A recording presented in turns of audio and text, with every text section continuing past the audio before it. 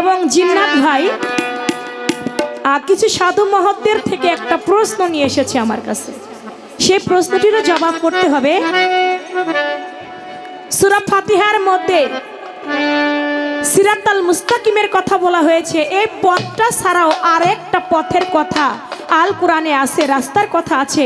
সেই রাস্তাটা কোন রাস্তা, কোরআনের কোন সূরায় কত আয়াতে আছে আমি বলবো, তার আগে একটি গান। আরো একটি কথা আমার কাছে রেখেছেন বাবা। আমার জিন্নাত ভাই। সে প্রশ্নটা হলো পার্সোনাল। আচ্ছা, মানে দর্শকদের বাইরে থেকে পক্ষে থেকে সাধু মহাজনদের পক্ষে থেকে একটা কথা রেখেছেন। আপনি তো আগে চুপে চুপে আমার জিজ্ঞেস করবেন, চন্দ্রাপা আপনি পারেননি, আপনি তো আমার আপন মানুষ, না হইলো 10 বছর আগের পরিচয়। আপনি তো একটু মনে আগে এসে বলতে পারতেন, চন্দ্রাপা এই প্রশ্নটা আসছে, আপনি এটা জানেননি। তাহলে তো আমি জানলে বলতাম, না জানলে এখন আপনি একটু বিপদে ফেলাইছেন না মানে। এখন যদি আমি না দিতে পারি আপনার সম্মান যাবে না? না, আমি তো আপনার বোন, আপনার সম্মান যাবে না। আমি জবাব করবো ইনশাল্লাহ। প্রশ্ন হচ্ছে, সূরা ফাতিহার মধ্যে সিরাতাল মুস্তাকিমের পথ, সত্য সরল সোজা পথের কথা বলেছেন।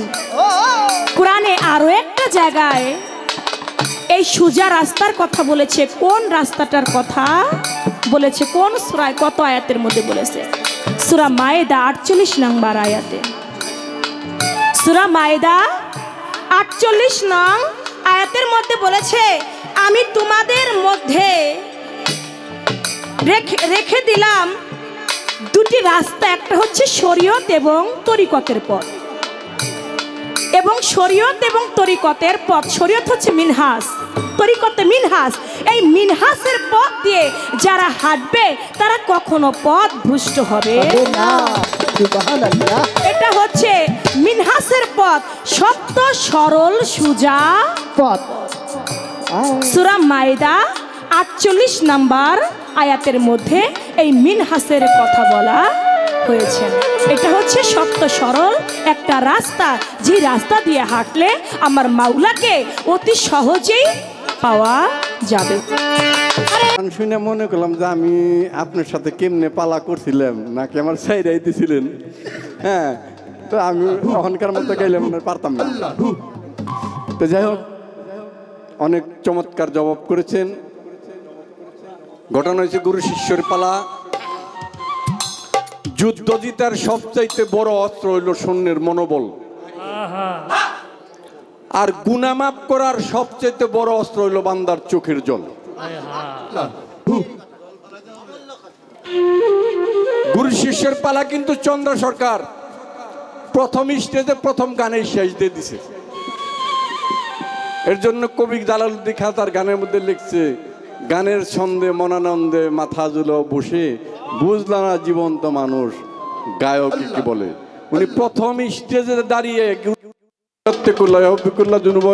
আল্লাহু গাফুরুর রহিম, আল্লাহ বলছে আমাকে যদি কেউ ভালোবাসতে চাও তাহলে আমার নবীকে বেশি বেশি ভালোবাসো এবং অনুসরণ অনুকরণ করো। যদি করো তাহলে কি হবে? জুনুবাকুম আল্লাহু গাফুরুর রহিম, আমি তোমাদের জীবনের গুনাহগুলো মাফ করে দেব। এর জন্য সাধক রজ্জপালের দেওয়ান এই গান লিখছে। চন্দ্র সরকার কিন্তু গুরুর ভূমিকা, গুরুর পালা প্রথম গানে প্রথমই এই শেষ করছে, বাকিটা হলো তখন গুণ প্রশংসা প্রকাশ করছে।